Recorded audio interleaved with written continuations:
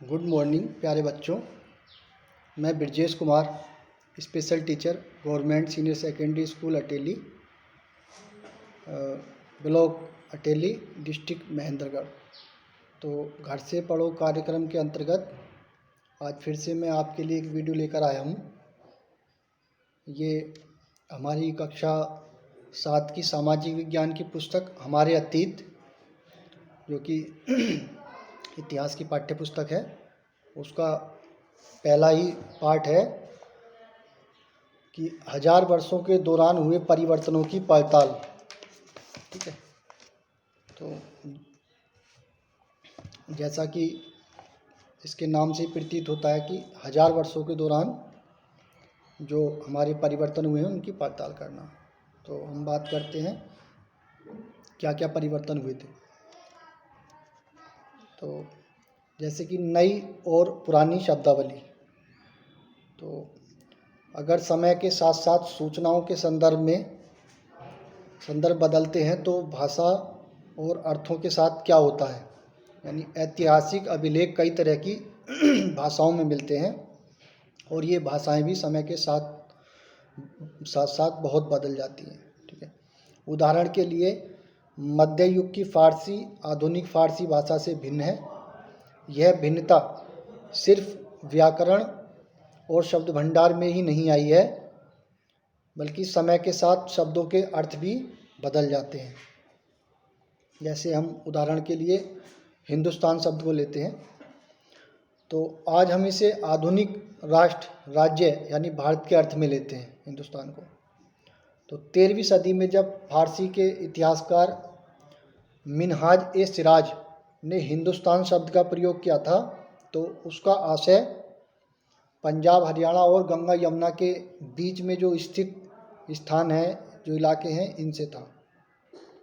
उसने इस शब्द का राजनीतिक अर्थ में उन इलाकों के लिए इस्तेमाल किया जो दिल्ली के सुल्तान के अधिकार के क्षेत्र में आते थे, यानी कि जो दिल्ली का जो सुल्तान था उसके जो अधिकार के क्षेत्र में जो स्थान आते थे, जैसे कि पंजाब के, हरियाणा के या गंगा यमुना के बीच का कुछ एक क्षेत्र था, तो उसने उस क्षेत्र के लिए हिंदुस्तान शब्द का इस्तेमाल किया था। लेकिन हम आज के परिदृश्य में देखते हैं तो जो हमारा भारत है वो हमारे बहुत ज़्यादा विस्तार है उसका, उसमें और भी बहुत सारे क्षेत्र आते हैं, बहुत सारे राज्य आते हैं।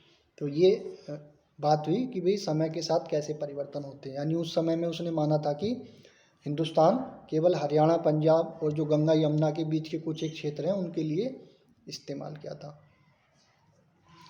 ठीक है, सल्तनत के प्रसार के साथ साथ इस शब्द के अंतर्गत आने वाले क्षेत्र भी बढ़ते गए, लेकिन हिंदुस्तान शब्द में दक्षिण भारत का समावेश कभी नहीं हुआ।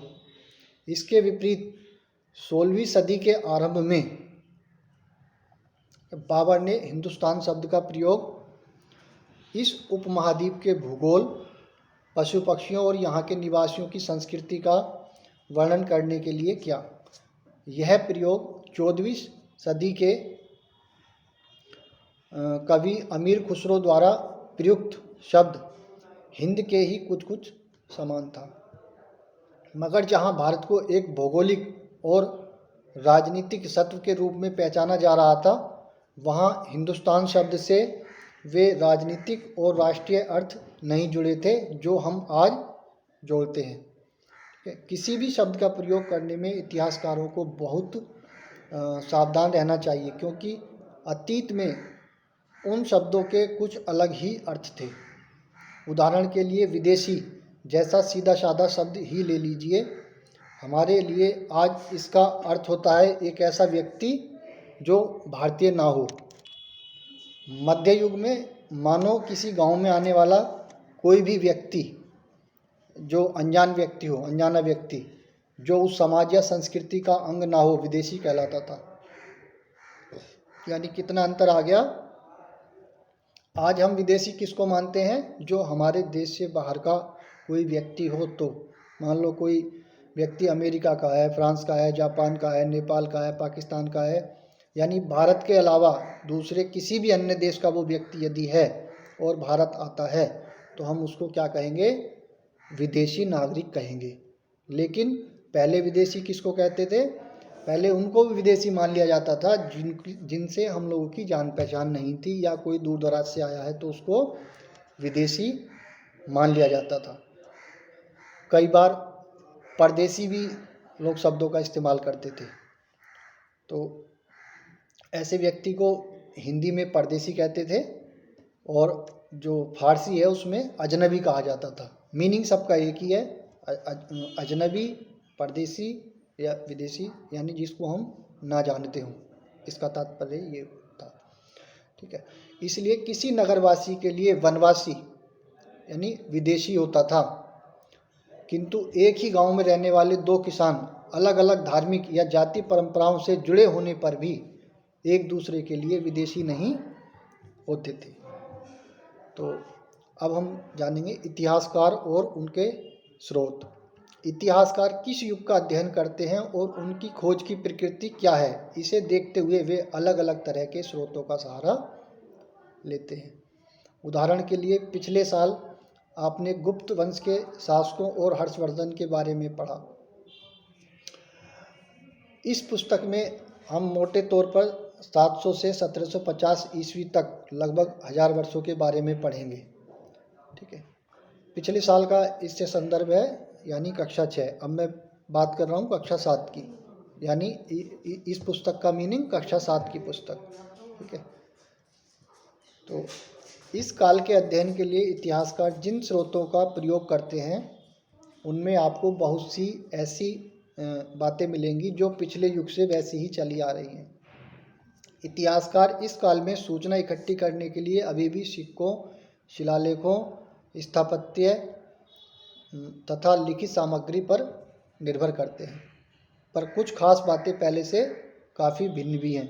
इस युग में प्रामाणिक लिखित सामग्री, ठीक है, की संख्या और विविधता आश्चर्यजनक रूप से बढ़ गई। इसके आगे इतिहासकार सूचनाओं के दूसरे प्रकार के स्रोतों का इस्तेमाल धीरे धीरे कम करने लगे। इस समय के दौरान कागज़ क्रमशः सस्ता होता गया और बड़े पैमाने पर उपलब्ध भी होने लगा। यानी पहले कागज़ उपलब्ध भी नहीं था, और यदि उपलब्ध था भी तो वो बहुत महंगा था, लेकिन फिर वो धीरे धीरे सस्ता होने लगा। लोग धर्म ग्रंथ, शासकों के वृत्तांत, संतों के लेखन तथा उपदेश, अर्जियाँ, अदालतों के दस्तावेज, हिसाब तथा करों के खाते आदि लिखने में इसका उपयोग करने लगे। तो अब जैसे कागज़ का मूल्य, यानी 13वीं सदी के मध्य में एक विद्वान को एक पुस्तक की प्रतिलिपि की जरूरत पड़ी। कोई विद्वान थे तो उनके पास उतना कागज़ नहीं था, इसलिए उन्होंने एक ऐसी पांडुलिपि को धो डाला जिसकी उसे ज़रूरत नहीं थी, और उसके कागज़ को सुखाकर उसका इस्तेमाल कर लिया, यानी दोबारा उस पर लिख लिया। लेकिन क्या हुआ, एक सदी के बाद फिर कागज़ बाज़ार में आसानी से उपलब्ध हो गया। तो कितना परिवर्तन आ जाता है कि भाई 100 साल पहले क्या था, उसने पांडुलिपि को धोया और फिर उस कागज़ पे दोबारा सुखा करके लिखा, लेकिन 100 साल बाद वो कागज़ बहुत आसानी से उपलब्ध हो गया, और उसका इस्तेमाल क्या हुआ कि कई बार लिखने के लिए तो काम में आता ही है, लेकिन कई बार हम क्या देखते हैं, अब कागज़ इतनी आसानी से इतना सस्ता उपलब्ध है कि कई बार हम कुछ सामान लाते हैं तो हमें वो कागज़ की थैली या फिर कागज़ में लपेट कर ही दुकानदार दे देता है। ठीक है, जो धनी व्यक्ति, शासकजन, मठ तथा मंदिर पांडुलिपियाँ एक क्या करते थे, इन पांडुलिपियों को पुस्तकालयों तथा अभिलेखागारों में रखा जाता था। इन पांडुलिपियों तथा दस्तावेजों से इतिहासकारों को बहुत सारी विस्तृत जानकारी मिलती है, मगर साथ ही इनका उपयोग कठिन है। अभी मैंने शब्द का इस्तेमाल किया कि भी ये जो पांडुलिपियाँ हैं तो इनको पुस्तकालयों तथा अभिलेखागारों में रखा जाता है। अभिलेखागार क्या होते हैं? अभिलेखागार एक ऐसा स्थान जहाँ दस्तावेज या जो कागजात और जो पांडुलिपियाँ हैं को संग्रहित किया जाता है, जहाँ एक स्थान पर रखा जाता है, उनको संजोकर रखा जाता है। आज सभी राष्ट्रीय और राज्य सरकारों के अभिलेखागार होते हैं, जहाँ वे अपने तमाम पुराने सरकारी अभिलेख और लेन देन के ब्यौरे का समस्त रिकॉर्ड रखते हैं। ठीक है, तो इन पांडुलिपियों तथा दस्तावेजों से इतिहासकारों को बहुत सारी विस्तृत जानकारी मिलती है, मगर साथ ही इनका उपयोग कठिन है। ठीक है, तो उन दिनों छापे खाने तो थे नहीं, इसलिए लिपिक या नकल नवीस हाथ से ही पांडुलिपियों को प्रतिकृति बनाते थे। छापे खाने से मतलब ये मशीनों से नहीं हम लिख सकते थे, या फोटोकॉपी की भी मशीन नहीं थी। आजकल तो हमारे पास बहुत सारे संसाधन हैं। ठीक है, तो जो नकल नवीस होते थे वो हाथ से ही पांडुलिपियों की प्रतिकृति बनाते थे। अगर आपने कभी किसी मित्र के गृह कार्य की नकल उतारी है तो आप जानते होंगे कि यह काम आसान नहीं है। पहले क्या होता था, कई बार कुछ कक्षा में हमारे अध्यापक बोल रहे हैं तो हम लिखने से छूट जाता था, या फिर किसी दिन हम विद्यालय नहीं गए तो हम अपने साथी से कि भाई क्या काम दिया गया, हम उसकी कॉपी लेकर के और अपने पास उसको उतारते थे। यानी आजकल तो बहुत आसान है, फ़ोटोकॉपी करवा लेते हैं हम लोग, फ़ोन में फ़ोटो खींच लेते हैं।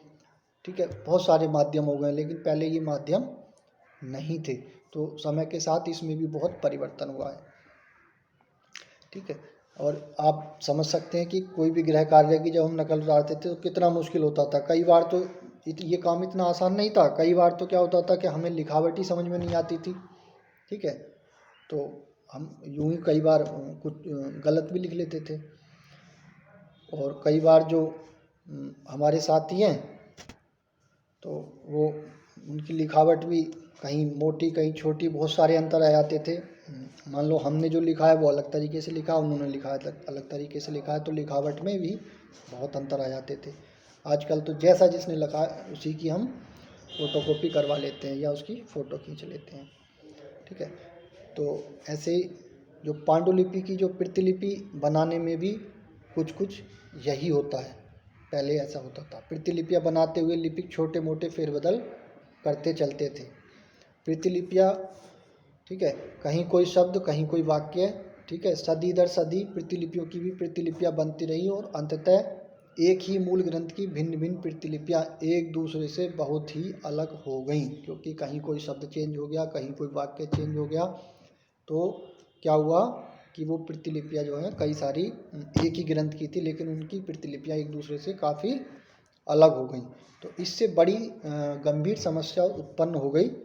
ठीक है, क्योंकि आज हमें लेखक की मूल पांडुलिपि शायद ही कहीं मिलती है। ठीक है, हमें बाद के लिपिकों द्वारा बनाई गई प्रतिलिपियों पर ही पूरी तरह निर्भर रहना पड़ता है। ठीक है, इसलिए इस बात का अंदाज़ा लगाने के लिए कि मूलतः लेखक ने क्या लिखा था, इतिहासकारों को एक ही ग्रंथ की विभिन्न प्रतिलिपियों का अध्ययन करना पड़ता है। कई बार लेखक स्वयं भी समय समय पर अपने मूल वृत्तांत में संशोधन करते रहते थे। 14वीं शताब्दी के इतिहासकार जियाउद्दीन बर्नी ने अपना वृत्तांत पहली बार 1356 में और दूसरी बार इसके 2 वर्ष बाद लिखा था। दोनों में अंतर है, लेकिन 1971 तक इतिहासकारों को पहली बार वाले वृत्तांत की जानकारी ही नहीं थी। यह पुस्तकालयों के विशाल संग्रहों में कहीं दबा पड़ा था।